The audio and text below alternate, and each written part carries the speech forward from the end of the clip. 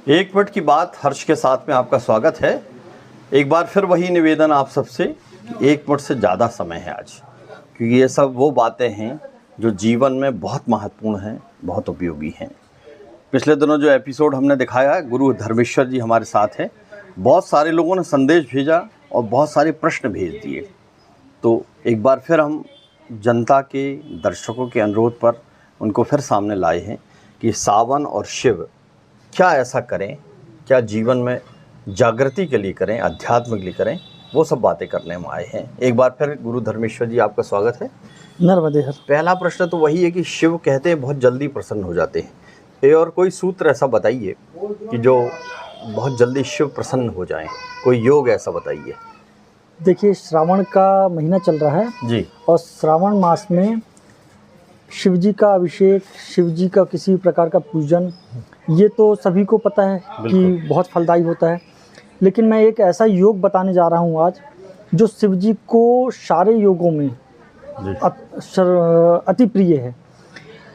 वो योग है व्यतिपात योग। और व्यतिपात योग इस बार पड़ रहा है श्रावण शुक्ल पक्ष कृष्ण पक्ष त्रयोदशी 12 तारीख को जी।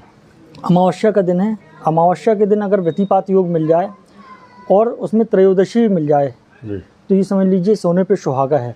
क्या करें ऐसा, और थोड़ा विस्तार से। अब व्यतिपात योग में किसी भी प्रकार का अगर आप दान करते हैं तो वो अक्षय होता है। किसी भी प्रकार से शिव जी का अभिषेक करते हैं, शिव जी का पूजन करते हैं, कोई भी कथा करते हैं, तो वो उसका फल जो है आजीवन के लिए, चिरकाल के लिए अक्षय हो जाता है। ये व्यतिपात योग का फल है।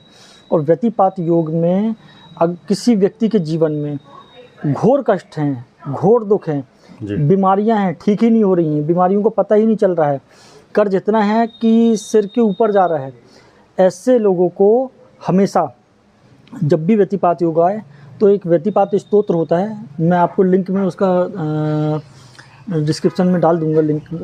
तो आप उस स्तोत्र का पाठ व्यतिपात योग के दिन और शिवलिंग के समक्ष बैठ करके, यानी कि शिवलिंग पर धागा बांध लें जी, ठीक है, और धागा बांध करके धागा पकड़ के ऐसी जगह बैठ जाएं कि उस धागे को कोई क्रॉस ना करे, ना के ना, और उस स्तोत्र का पाठ करते रहें जी। आप देखिए, अगर 21 पाठ आपने व्यतिपात योग के दिन बैठ करके शिवलिंग के समक्ष कर लिया तो आपके जो दुख दारिद्र हैं, जो कर्ज है, उससे निवृत्ति का रास्ता आपको तत्काल में मिलना चालू हो जाएगा, क्योंकि इस स्तोत्र का जो फल है वो तत्काल में मिलता है। और ख़ास तौर से इस योग में अगर किया गया हो तो।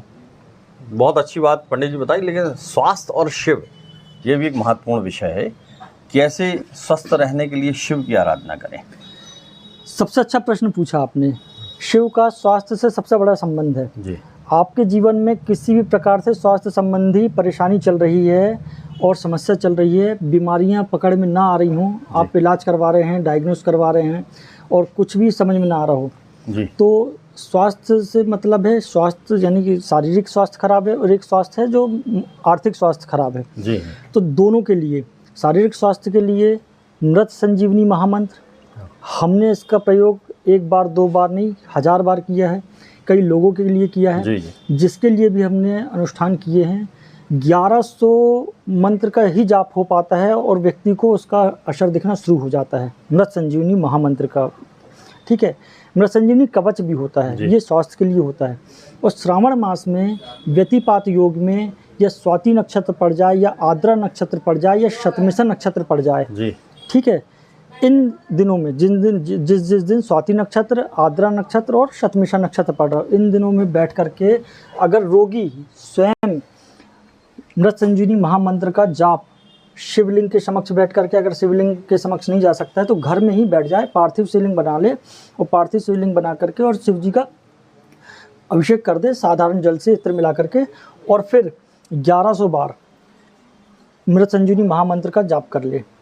और एक अच्छा प्रयोग दे देते हैं, 1100 बेलपत्री ले आएँ, कहीं से भी खरीद करके ले आएँ और एक एक बेलपत्री में राम राम लिखते जाएं और एक एक मंत्र बोलते हुए उसमें चढ़ा दें। आप उसी दिन तत्काल में प्रभाव देख लीजिए। प्रथम दिन ही आपने 1100 मंत्र लिख करके 1100 बार मंत्र पढ़ते हुए अगर शिवलिंग पर चढ़ाया बेलपत्री, आपको प्रथम दिन ही उसका असर दिख जाएगा। एक अच्छा प्रयोग आप बताते हैं जो हम भी निश्चित रूप से कर रहे हैं कि शिव के ऊपर जो आपने पीपल और राम लिखने की बताई, वो क्या प्रयोग है? हाँ, देखिए पीपल को भगवान विष्णु का घर माना गया है और पीपल में लक्ष्मी वास करती हैं, खासतौर से शनिवार के दिन तो वास करती ही हैं। तो शिव जो हैं राम के भक्त हैं, शिव जी हमेशा राम का ही ध्यान करते हैं जी। तो कोई व्यक्ति अगर परेशान है, उसको रास्ते नहीं मिल रहे हैं और उसके कोई कार्य रुके हुए हैं, धन से संबंधित कार्य रुके हुए हैं, नौकरी से संबंधित कार्य रुके हुए हैं या व्यापार से संबंधित कार्य रुके हुए हैं, तो ऐसे व्यक्ति को पीपल के पत्तों पर प्रतिदिन 108 पत्ते ले आएँ और उसमें राम नाम, पीले चंदन से राम नाम लिख करके और पीपल के पत्तों को एक एक पत्ता उठा करके भगवान शिव को अर्पित करना चाहिए। राम नाम बोल करके ही अर्पित करना चाहिए और कोई मंत्र नहीं बोलना है, राम नाम लिखना है चंदन से और राम नाम बोलते हुए शिव जी को अर्पित करना है। ऐसा अगर 21 दिन भी कोई व्यक्ति करता है तो उसकी जितनी रुकावटें हैं, जितनी बाधाएं हैं, उसको लगता है ना कि किसी ने बांध दिया है, टोना कर दिया, टोटका कर दिया, अपने आप समाप्त हो जाएंगी। बहुत अच्छी जानकारी दी। उपवास का क्या महत्व है, इस पर भी अपन बात कर लें, क्योंकि कभी भी लोग उपवास शुरू कर देते हैं। ग्रह से रहना चाहिए, कुंडली से रहना चाहिए, या जैसा बताएं?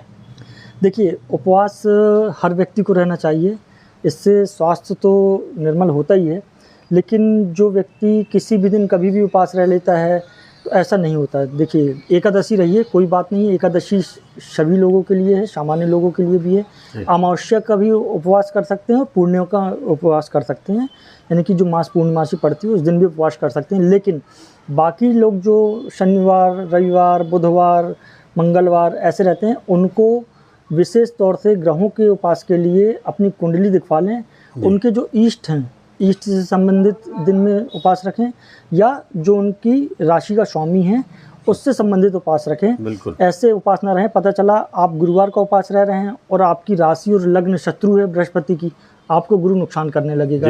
आप बुधवार का उपास रह रहे हैं, आपकी राशि और लग्न शत्रु है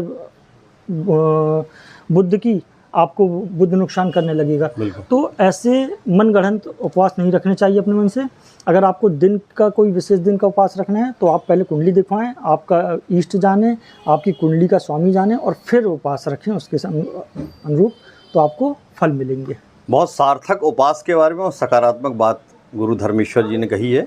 उपवास पर ही मुझे डॉक्टर सुमित्र का एक दोहा याद आ रहा है कि तुम बिन दिन पतझर लगे दर्शन से मधुमास, तुम बिन दिन पतझर लगे दर्शन से मधुमास, एक झलक में टूटता आँखों का उपवास। ये बात प्रभु के लिए है, उनके दर्शन के लिए है। और गुरु धर्मेश्वर जी ने आज बहुत अच्छी बातें कहीं जो सीधे जीवन को प्रभावित करती हैं, दिशा देती हैं, मार्गदर्शन करती हैं। आप सब और भी कुछ जानना चाहते हैं तो हमारे को प्रश्न भेजें, सब उत्तर आपको मिलेंगे ताकि आपका जीवन बेहतर हो जाए। गुरु धर्मेश्वर जी, आप आज कार्यक्रम में आए, बहुत धन्यवाद आपका भी। नर्मदे हर।